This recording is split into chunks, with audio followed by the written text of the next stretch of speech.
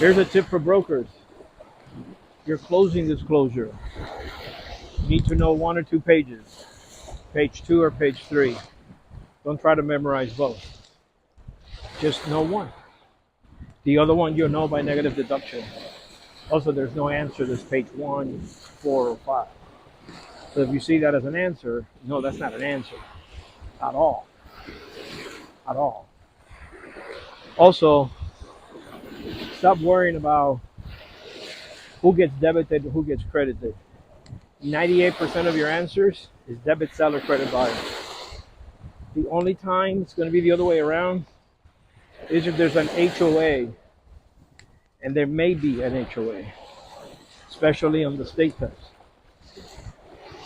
So that one is going to be debit, buyer, credit, seller, because the HOA gets paid at the first day of the month. The other time is when they tell you in the math. They tell you in the math that the taxes have been paid, and then you reverse it. That's the only other time. Other than that, debit, seller, credit, buyer. Really that simple. There's nothing else. Nothing else there. Also, here's another tip.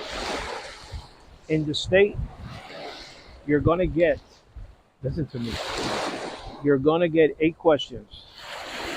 It's going to be a story with 4 questions. And a story with 4 questions. Don't read the story. Read the question. Go find the answer. If you read the story, they're going to give you way more information than you need. And you're going to forget it all anyway. So it's always best to go read the question and go find the answer. You'll be better off.